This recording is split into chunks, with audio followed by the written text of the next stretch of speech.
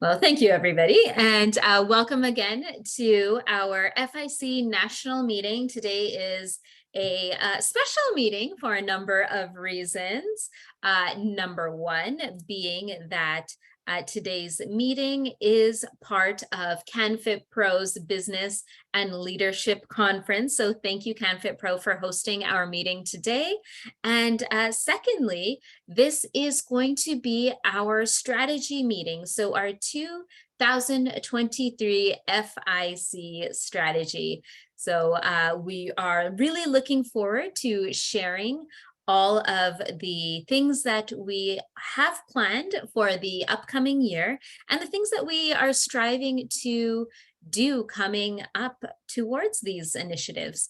So with no further ado, I'd like to introduce Mo to speak a little bit before we get started here. Thank you, Tricia, and thank you everyone for joining us. And it's so great to connect the FIC national call that takes place every month with the Business and Leadership Summit here this day. This is day one of a two-part event, and we are so grateful to have the Fitness Industry Council of Canada and everything they do to support the clubs within Canada, within the fitness industry. On behalf of CanFit Pro and as COO of the company, I'm very proud to say that we are partners with with the FIC, and CanFit Pro has enjoyed this relationship for multiple decades in a matter of many ways, but most recently as an education partner and of course as a sponsor. So this session is part of today's event, and I wanted to just remind everyone that on November 18th, which is day two of the Business and Leadership Summit, the FIC will be sponsoring a most essential and important panel discussion, and it is entitled A Fresh Look at Compensation Within the Fitness Industry. So to have all of your questions answered and to get the latest insights, trends, and strategies from both within the fitness industry and outside of the fitness industry, this is a panel not to be missed. It'll be hosted by the FIC Vice President, Nathalie Lacombe, who is very well known to CanFit Pro, and this year's CanFit Pro Canadian Presenter of the Year. And Natalie will be leading this panel, and it will be featuring Ryan Mallow from the CFIB, which is the Canadian Federation of Independent Businesses, giving us a perspective from outside of the industry and within the industry as well. And joining Ryan on this panel will be Carl Almner, a board of member with the FIC. I'm sure he is here today somewhere in the gallery. And of course, Sarah Hodson, president of this association. And so please join us here. It's a conversation that has been percolating for quite some time, but it is information that we will need to know to not only elevate the professionalism within our industry, but to engage more people to join the fitness industry and to stay within the fitness industry, seeing their careers not only are ways of serving their why in the world, but seeing their careers as being thriving opportunities to reach their own goals. So without further ado, I'd like to pass this to Sarah to kick off today's national call.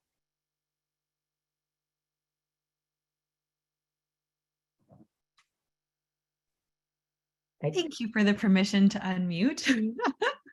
Unmute me. Thank you everyone for joining us today. As the Fitness Industry Council of Canada, we are just delighted to share with you what our advocacy efforts are and really who we are as an association. We may have been just a kind of a small beacon of light in early 2020 that some people knew about. And the last 2.5 years, if they've shown us absolutely nothing in the fitness industry, they have shown us that coming together, we are stronger. And that has been just a really, really incredible movement Yes, we are a fiercely competitive industry, but we are all putting down our kettlebells, and we came together and really formed what I think is a strong, unified voice, where we actually are being heard on a provincial level and at a federal level, advocating for fitness facilities. So we simply are that. We are the trade association for the Canadian fitness industry. So for fitness facilities, gyms, clubs, studios, we are the voice that advocates to the provincial and federal government. And so how are we formed? We are lean and mean. We have a board of directors. This is 9 people who the majority of our board of directors are owners or operators within the fitness industry, alongside very seasoned fitness professionals who bring just a wealth of knowledge and experience to our board.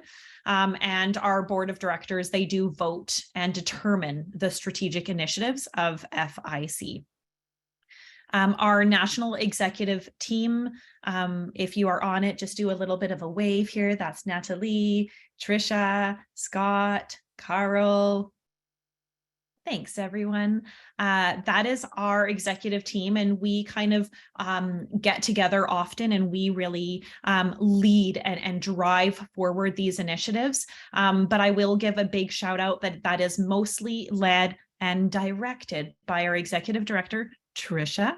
Dr. Trisha Sarkar, shall I say, and Trisha is someone who is just fiercely driving our association forward, ensuring that all of us are in line and getting all of our objectives done.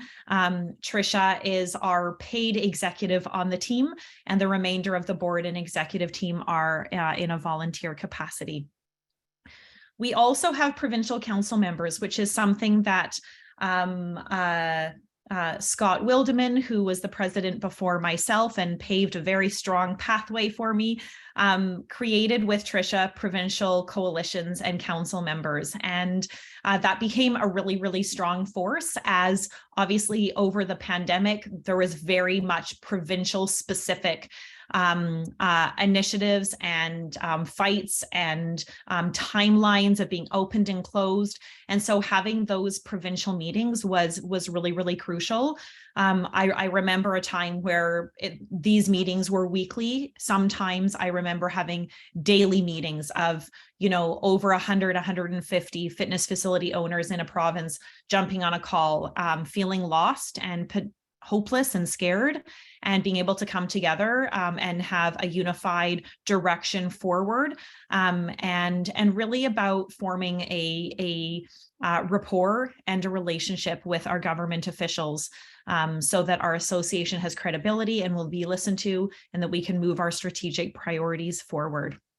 So those provincial coalitions became a very strong component over the last 2.5 years, and they still remain.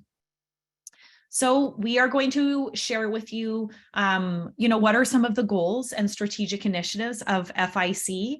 What are we hoping to achieve? How do we allocate our financial structure, and where do most of our costs go? What are our pillars and the areas that we always focus on? And then we're going to go into just what some of the benefits are of FIC membership. And then we will conclude our time together.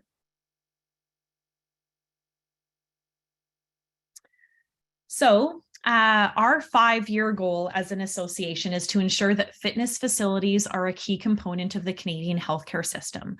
And keep in mind that filter, that we are the association that is the voice of fitness facilities, gyms, studios, clubs.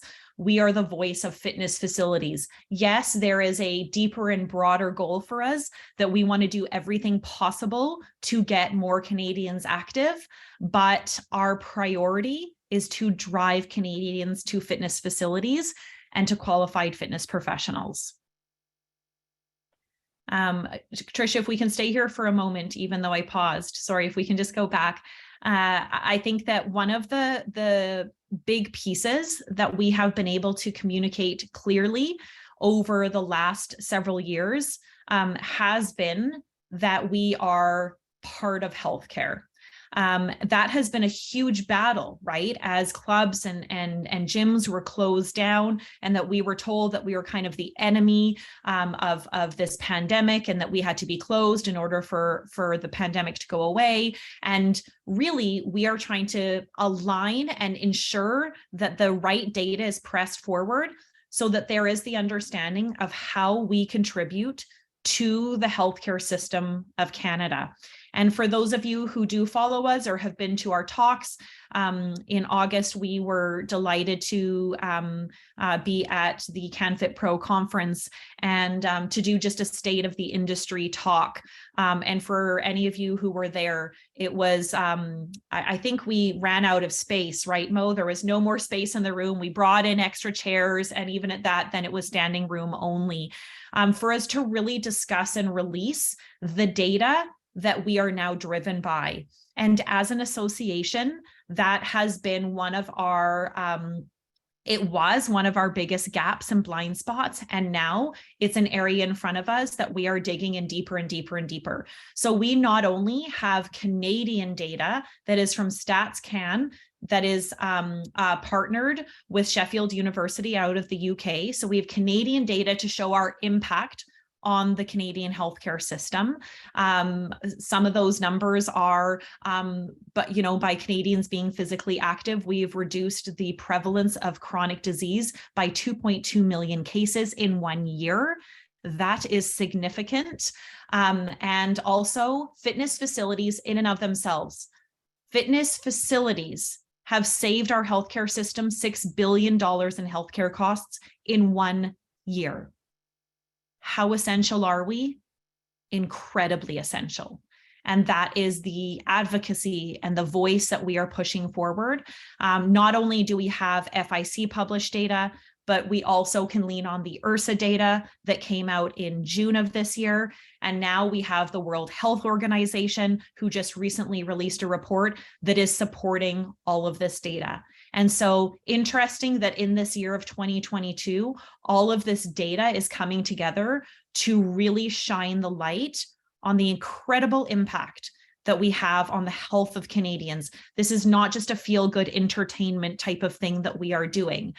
This truly is something that is needed in our healthcare system, and without it, our healthcare system will implode.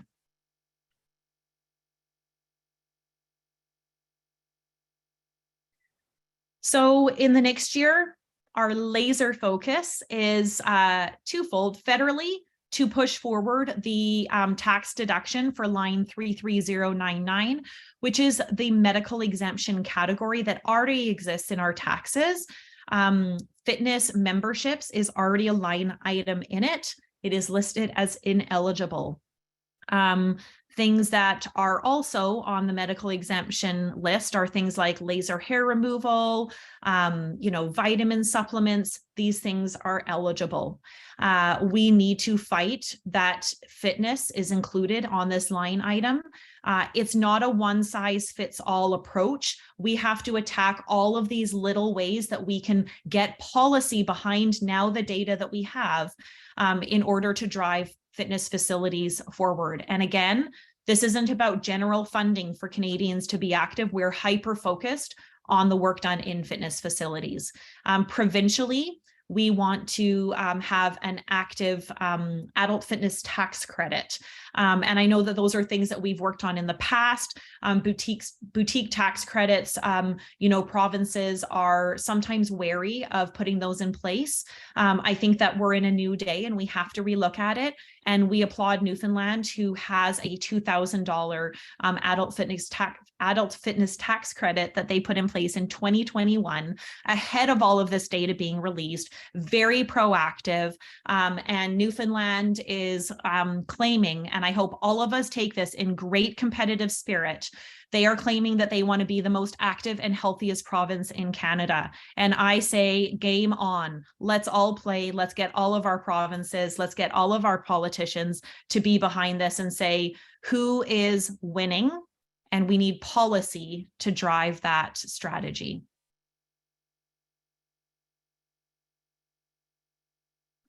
Okay, so at the FIC, we are a membership association. It's newer for the fitness industry to think of being part of an association. But if you think of the restaurant industry, you, as a restaurant, it really is the gold standard and best practice to be part of the restaurant industry. And the association is something that helps to advocate and protect our business on an ongoing basis. So we are in the next year, we want to increase our club memberships from 814 to 1350. This November, we already are close to 900.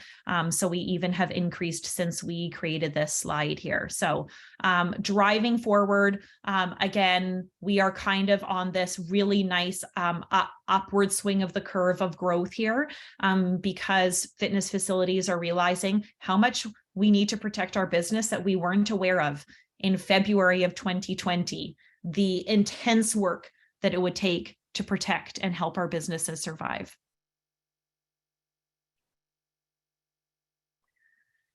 So there's many ways that we go about government relations. We are a registered not-for-profit association. We are registered in the government lobbying platform.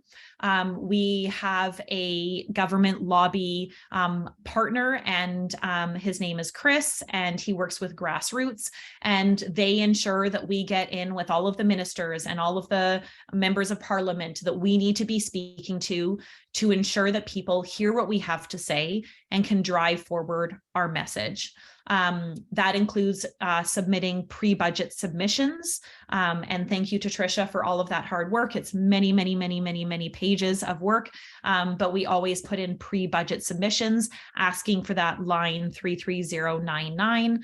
And we've connected with key players. We had the opportunity in January of 2021 to meet with the Deputy Prime Minister and Minister of Finance, Chrystia Freeland, to present to her the economic recovery plan for the fitness industry and what would be the one ask that we would have. And that is where we really started the campaign behind line 33099. Since then, we have met with a number of MPs and making sure that the back hallways of Parliament are talking about the fitness industry, that this isn't new news or a new announcement for anybody. We want to make sure that this is common knowledge, who we are, where we're at, and what we're advocating for. And so we do Zoom meetings, we write letters, we present to the House of Commons, and even in a couple of weeks, I am flying to Ottawa to have face-to-face meetings with our government leaders to advocate for the fitness industry. And then we also work to create provincial plans in each province. And so every province is a little bit different in terms of where they're at with relationships with the government. Some have formed very, very strong relationships, and others still have a segregated relationship. So we want to work to build all of those up. It takes time, and different ecosystems allow for those to grow, and every province is a little bit different. So we're working hard to bring every province up to speed in their relationship with FIC.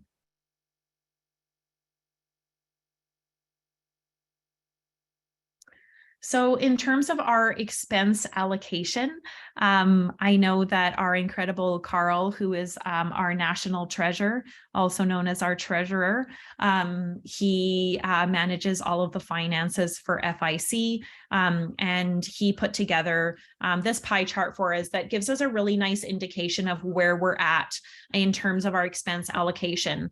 And one thing just to note in terms of the trends, as we grow and add more clubs, we're continuing to see that lobbying and marketing parts of the pie chart increase and the admin and salaries going down. So basically meaning that we have some fixed costs. Those will get smaller and smaller on this pie chart as we grow, so that most of our efforts are around lobbying and marketing, which is what our entire association is for.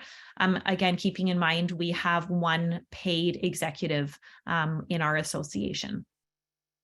Thank you, Sarah. Yeah, just a quick overview, excuse me, of what you're seeing here. So the majority, almost half of our revenue generated from membership goes towards lobbying, and specifically the lobbying portion is going towards our grassroots relationship, which gives us access directly to federal and provincial leadership in the government across our country, as well as our relationship with the Canadian Federation of Independent Business. And so as a member of the Fitness Industry Council of Canada, we all have memberships included, not an additional cost, a membership with the Canadian Federation of Independent Business that does a lot of lobbying and works with us quite often on really more specific initiatives provincially, but they do speak with us and on our behalf nationally on occasion as well. So an example of the CFIB in British Columbia, recently there has been some suggestive changes in British Columbia around consumer protection and the possibility of us limiting the renewal of memberships. And so creating a situation where in British Columbia we may have to look at getting acknowledgement from our members after each year, regardless of whether it's a month-to-month agreement ongoing. And so our discussions in British Columbia with the CFIB around that have been fruitful, and our lobbying efforts have been fruitful. And that relationship is a really strong one, and we definitely use it to our best ability. So that's the CFIB, as well as the grassroots is really where a lot of the funds are going in terms of lobbying. And Sarah shared a lot of the success that we've had getting in front of the right people with our initiatives to get the tax benefit. The marketing is really geared towards social media costs, as well as some professional fees. We have Erin, who's on our group, as part of our team as well, who has experience in communication that supports us, as well as our advertising and our newsletters, really working towards that marketing aspect, really generating more revenue through helping people like today understand the benefits of the FIC and how we can help support you and support each other ongoing. So really looking at increasing our membership so we can pull more money towards the lobbying. And as Sarah mentioned, our salaries are really geared towards our executive, Trisha, as well as some other small overheads in that area. Administration is really just pencils, paper, and so on. And so, yeah, we continue to look at ways to get creative. We have some upcoming projects that we're looking at and possible partnerships that will be low cost but high reward when it comes to the lobbying and marketing, and we're looking forward to taking those on as well. So thanks for hearing me out.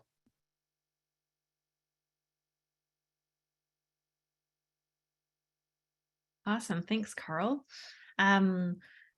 So some benefits of FIC membership, and I want to be really clear, and we're going to touch on it in a moment, is that we want every fitness business in Canada to be registered with our association.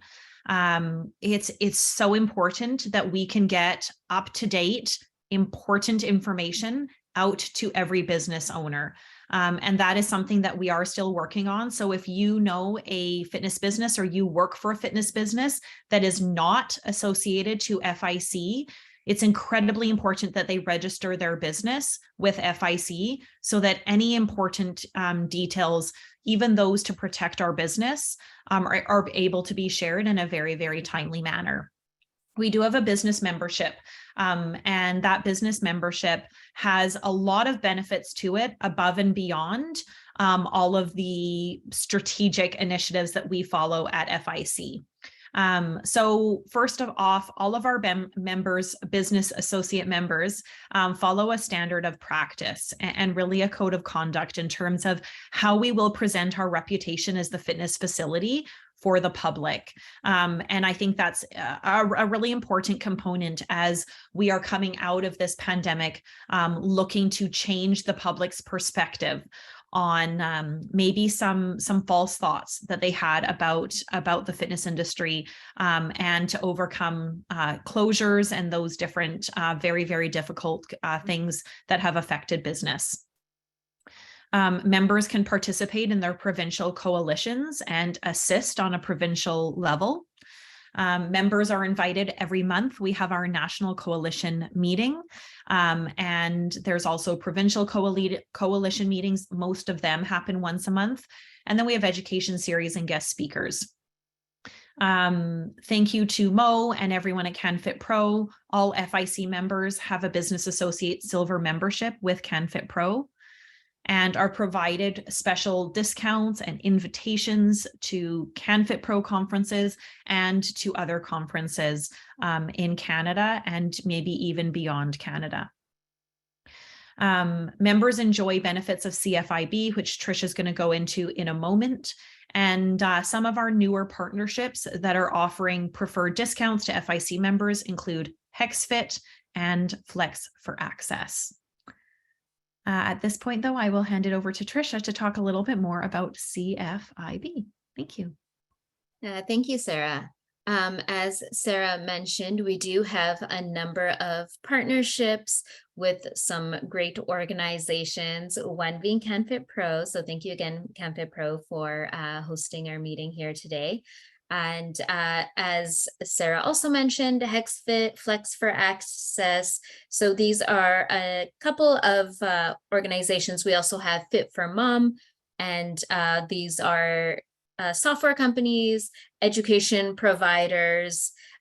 Flex for Access is for accessibility fitness. So if you require some knowledge in your club about having equipment that is accessible for anybody with different types of abilities, there is education there for you to connect with. So we are more than happy to be the connection to individuals as well as different pieces that you might benefit from. So when it comes to CFIB, CFIB is one of our larger partnerships as well. With your FIC membership, you do get a CFIB membership included within it. And in that CFIB membership, you have a number of benefits associated to it. You get resources such as HR resources. If you are going through any legal issues and you're looking for some advice, there are counselors that are available to provide you with that through your membership with FIC. When it comes to savings, there are a number of different organizations that are associated to CFIB who also give other CFIB members a discount, and we will be going through that over the next slide here. And then influence, because CFIB has been around for a while, they really do support us in many of our lobbying efforts as well. So whenever we go through to lobbying efforts, we do ask them for advice too, as they do have a connection throughout the country in each province. So if we don't have any representation in certain provinces, we can always rely on CFIB to bring us some information or provide us with a link or connection that will better support our lobbying efforts. Now, when it comes to member savings with CFIB, you'll notice that there are a number of different organizations that do provide different types of benefits. There is health safety, there's shipping services, there's payroll services, financial services, there's education services, telecommunications, group health insurance. So a number of different organizations do provide perks with your CFIB membership. And this is a document that I'll be more than happy to share with all of you. So it is something that you might want to take a little bit of a deep dive into to see what type of benefits actually come from that. And honestly, it is also a piece of knowledge, knowing that you have supports if you need them. If you need to talk to somebody about HR, maybe not right away, but knowing that there is someone you can reach out to, that is what they're here for. If we look at some of their benefits, ViewBiz is one of the pieces that provide education and online training. And here's a list of education sessions that you are welcome to take for free as a CFIB and FIC member. And there's actually 50 different courses that you can take. The ones that are in bold here are the ones that are the most commonly taken courses at the moment. So the WMIS course, the WMIS is a course that many fitness businesses and fitness professionals need to take regularly. So that is one that they offer, as well as things that such as diversity and inclusion, talking about racism, talking about equity. These courses are extremely important in today's age and time. So being able to have staff and individuals familiarize themselves with these issues, as well as how to communicate with others, is an important piece. So there are a lot of offerings there that you could benefit from, things such as mental health and vaccine awareness, something that you may want individuals you work with being knowledgeable about moving forward. So a number of courses for you to take, again, for free through FIC with your CFIB membership. And then in the chat, there is a link to become an FIC member. So through CFIB, we do have direct contacts that you can get in touch with. So if you're already a member of FIC, you can contact the following individuals to make sure that you have an ID number with them and are connected to the FIC membership. And then at the end, there is a link here that states if you are looking for advice that you need for your business, whatever it might be, there are counselors on hand that can answer your questions for you. And with that, I will hand it over to Nathalie Lacombe, our Vice President, to go over membership. Bonjour, everyone. I'm so happy to see all of you today. I hope you're having a lovely day. It's 20 degrees in Montreal. I just have to say that. I don't know what it's like in the rest of the country, but it's a peculiar November, and it's really nice to have so many guests join us today from CanFit Pro's last event of the year, and an event focused on leadership. And so as a leader in the industry that is happy to host all of you, we wanted to show you some of the different options, because there are some of you here that are actually sponsors and suppliers. There are bricks and mortar, owners and operators, and there's fitness professionals, instructors, trainers, coaches, etc. So FIC hosts everyone, and it's a place for everyone to be heard as we lobby to promote and protect the industry that we all passionately work in. And so you can see here that the fees are divided a little bit differently based on whether or not you are a business or you're an independent professional or that you're a sponsor. So for professionals, and I know that there's a lot of you that are here today, if your club is not a member, if your owner and operator is not a member yet, you can join at $10 a month, or you can absolutely talk to your owner and operator and see if they want to come in. We've also got lots of wonderful sponsorship opportunities for vendors and suppliers in the industry. You can pop in the next one, Trisha, if you want.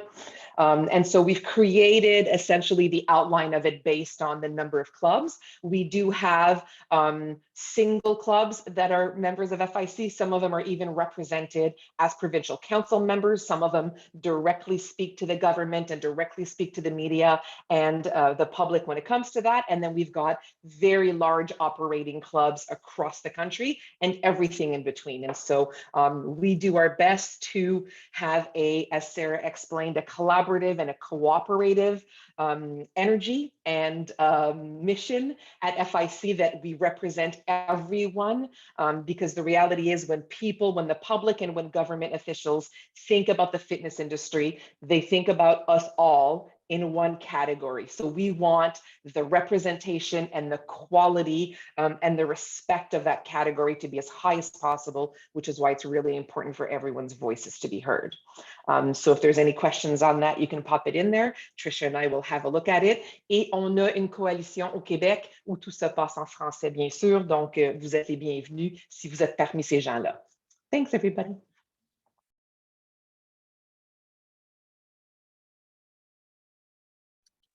I just want to take a moment to remind everybody, as Mo mentioned at the very beginning of this call here, that we do have an exciting piece that is coming next Friday.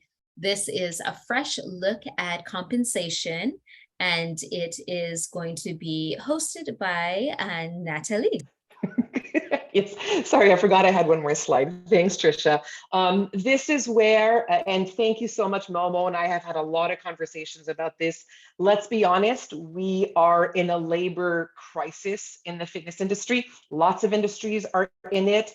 It's really challenging right now. There's a significant labor shortage, and I have the pleasure of working really closely with fitness professionals that are looking for the best culture and compensation opportunities possible. And I also have the pleasure of speaking with owner and operators who are indebted until their grandchildren pay off their debt and trying to figure out how to do that and serve the members and the clients that are coming back to their facilities. This session is meant to bring this together. And so we want all the voices to be heard. We are bringing as many innovative ideas as possible. We are opening up the books and the banks to try and see how we can come together and get creative and see if we can take some of this resilience that we've used so marvelously well over the past couple of years to get creative and to come up with new ideas to stay connected to our members and do the same for our talent in the staff. And so I invite you to come. Again, your voice will be heard. This is in a couple of weeks, and we've got some phenomenal FIC representatives that will be there. But I want as many fitness leaders as owners to get there so we can open up the conversation and see if we can get closer together so that everybody thrives in their careers as well as in their businesses.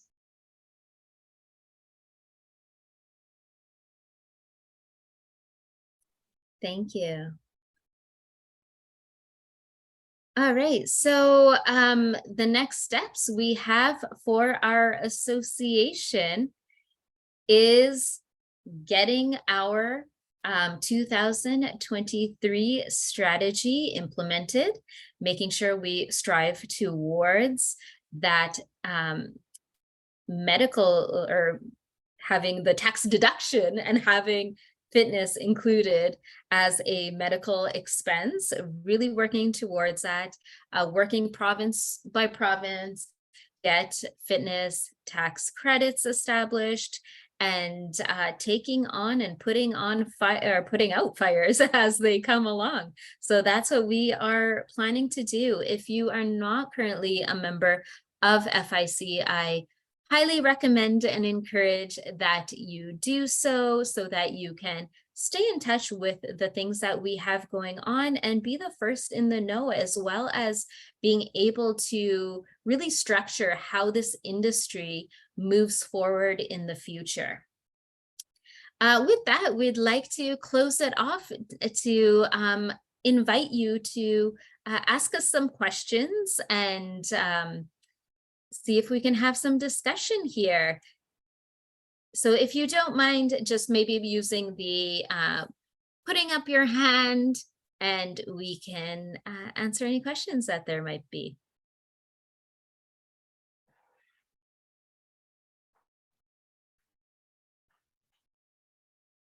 It's a bit of a unique one, I think, for our members. So some of them are there, are members that are used to coming every week. It's been an interesting one. It's been a nice big group to have all of you guys here today. There we go. Thanks, Trisha. But by all means, pop in. Feel free to open up your cameras and say hello. But if you have any questions related to the business, the trends, what we see happening in the market, what we see happening in the landscape of fitness as we close off this year or next year, or how we chose the strategic objectives that Sarah shared earlier, by all means, please let us know. And obviously, if we do have some members that are here that've got some other nooks and crannies of questions, we'll be sure to take the time for those too.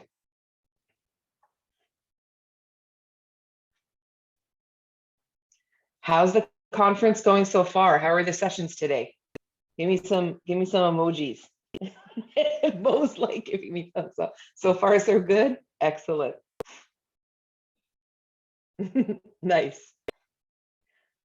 Be sure to be there in a couple of weeks. We look forward to seeing you guys again then too. Yep. All right, I see a question here. To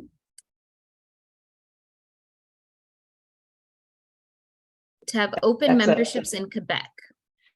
So that's an OPC question. Mhm. If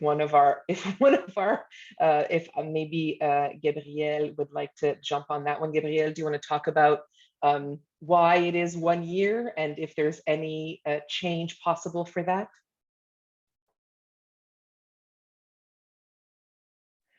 Hold on, we're going to ask you to unmute.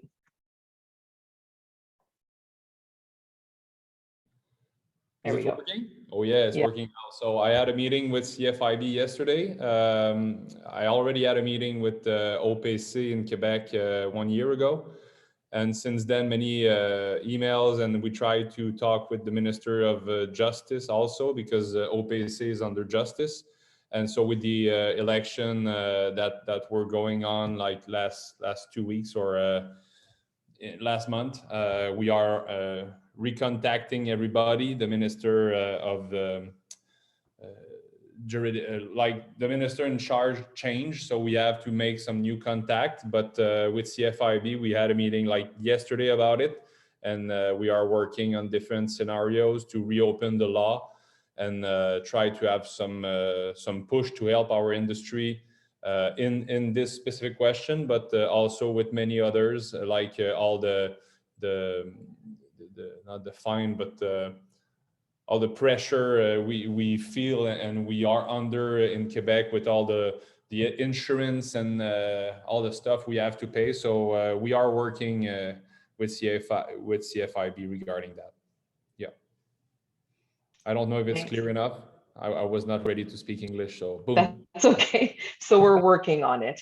I mean, Gabrielle, so Dimitar is asking from Golds, do you have any hope for the membership going past the current 1 year renewal with OPC? Is that something that you are optimistic about or no?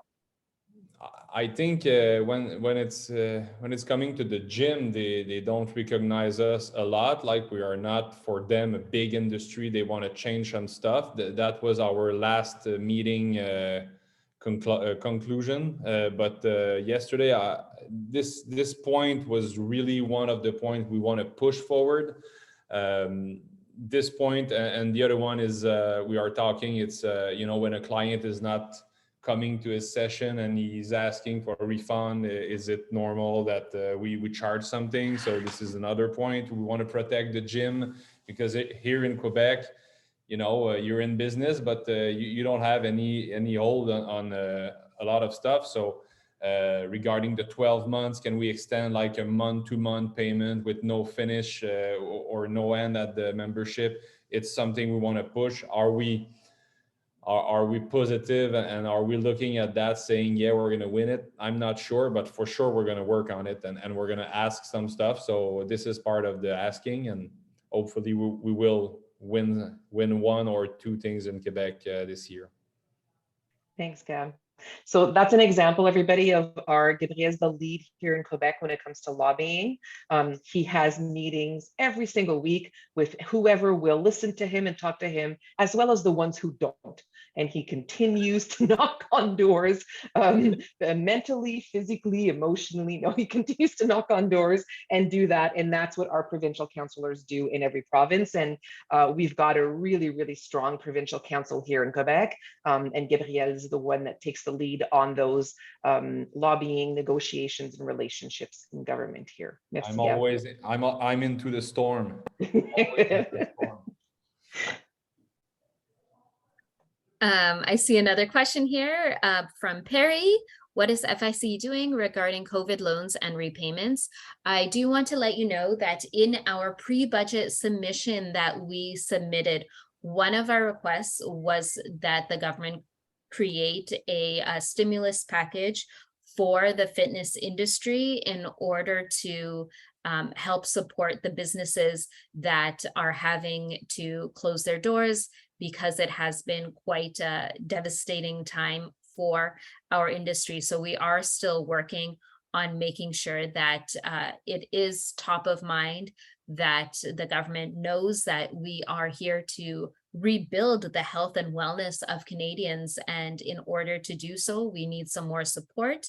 We thanked them for the CBER loan as well as Bill C2, but there is more work to be done, and just making sure that they know that we are looking for more supports there as well. I think we can send the next one over to Sarah. So Trisha's asking about, another Trisha is asking about information on revenue trends and fitness for fitness centers across Canada. I assume you mean if it's trending up, down, or same, and if there are some things that are bringing in greater shares of that revenue, Trisha. So Sarah, maybe, yes. Okay, Sarah, maybe you can take that one.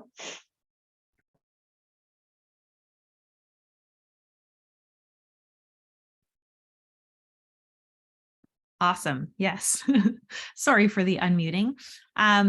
So in general, across Canada, as we move from east to west, we see a deceleration in growth trends.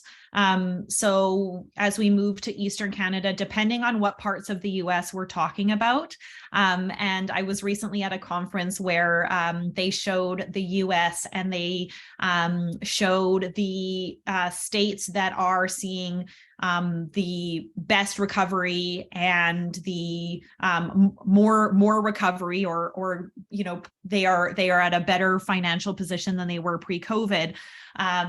Showed those states in colors, and then overlaid it with the political kind of voting structure of that state. And so obviously states like Texas and so forth, they really had no bump in their revenues as a fitness industry, because they've been kind of open the whole time. But when we look at the more conservative states of the US in terms of growth, we find that the eastern parts of Canada are about 4 months behind that. And then as it moves across to the West Coast, it kind of slows down. So when we see brands that have locations across Canada, their BC locations tend to be slower growing than, say, Ontario. Of course, there's many different reasons as to why that could be. And I won't go into those now, but many of them could be the timing of the restrictions, the way that restrictions went about, how ambiguous it was, and all of this type of stuff. But that's how we're trending. Most fitness businesses did see an uptick in September and October. This is anecdotal. This is simply, we don't have data on it. This is simply through our members sharing with us where they're at. We see value priced doing better than boutique. We still see spin studios struggling, hot yoga. And again, this is all about us being able to pierce public perception. And one of the things I think that FIC has been incredibly good at is piercing public perception and telling the public what they should think about fitness, which is opposite to sometimes what the provincial restrictions were telling people, or what the provincial press conferences were telling people. So we really go about telling Canadians what they should think about fitness facilities, how safe they are. And I hope that answers the question. I'm kind of rambling on about it, but. There is one piece, if I may, one piece that we've noticed, if you're talking about revenue, is the services within the clubs have done quite well.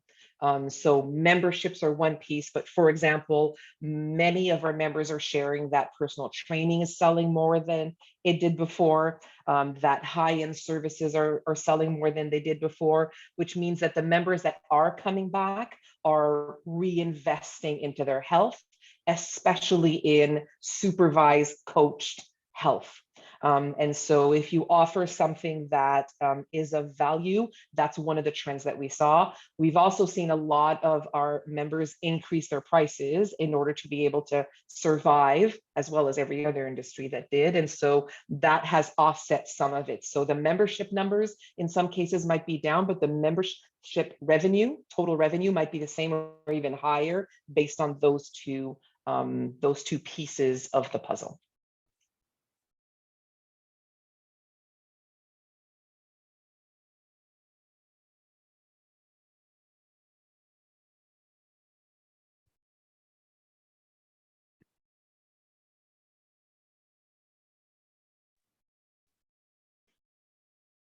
Yeah, thank you, Debbie. So again, those specific wellness focused, we hear about wellness a lot. I don't know if you guys saw the most recent articles where we saw that the Peloton was the high-end thing you could have in your home, and now it's all about cold plunges and saunas. So apparently we're still renovating our homes and bringing those things in. So the idea of it being that greater wellness part of it, that, you know, medical fitness part, the getting active for all people, opening ourselves up, being more inclusive, not just making fit people fitter, but welcoming way more people into our facilities and our services and helping them gain health is certainly a piece that we're seeing. So thank you, Debbie, for highlighting that. I think that's it, Tricia.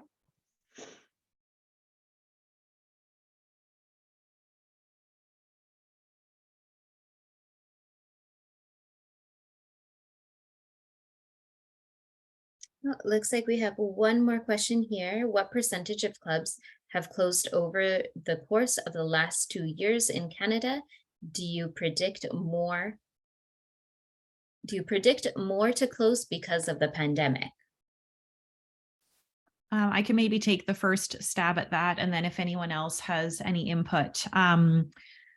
So obviously by province, it is different. I will preface that we do not have exact data in Canada because, you know, we didn't have that sophistication pre-pandemic, and in retrospect, oh, I really wish we did, and a way that we could have this reported. But we absolutely, you know, again, even just through our own membership and kind of looking across Canada, we can kind of broadly say that probably about a third of fitness businesses did close permanently. And a lot of those, yes, being independent small studios. You know, we did see some early chains that maybe had just opened. You know, many of the stories that I hear from people are people who opened in 2019 and they just didn't yet have enough under their belt to sustain a business, and then they didn't qualify for subsidy because of that. So it's kind of like, you know, restaurants that had patios survived, and those that only had a few seats indoors, you know, struggled or had to close. I do continue to hear, sadly, of clubs closing, and I think that is we are in this position now where subsidy was done in May for anyone who is benefiting from that. We're the hardest hit fitness clubs. And now we're at a stage where, you know, we might have been able to miss some visa payments or have this and this happen, not pay GST, but it's all coming back. And, you know, CRA is getting hot and heavy on everyone, and they're ensuring that everyone's doing their reports, and things that were kind of forgiven and not necessarily under scrutiny are now back to being under scrutiny. And I think that there is also a level of misunderstanding from banks, from other organizations, of how different the fitness community is when it comes to rebuilding and regrowth, that we're not a restaurant that can open our doors and fill ourselves with food and restaff and fill the restaurant, that we need trust and loyalty and membership. And when we didn't create a situation of we're open, closed, we lost the trust of the population. And so a lot of that is, you know, it's coming back. The psychology of Canadians is really strong. And I was recently, last Monday, interviewed on CBC The National, and they asked me about How is the fitness industry dealing with this revenge travel, and are we losing our clients to revenge travel? I said the beautiful thing that I see coming is that following revenge travel is revenge health. And that I really hope that Canadians follow suit by really digging in deep in their health now that they've maybe had that vacation that they waited the whole pandemic for. And so I do think that we'll still start to see some small closures.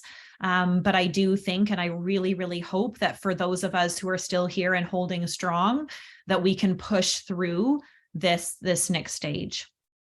If anyone else has anything they'd like to comment on that in our group, I'm happy to.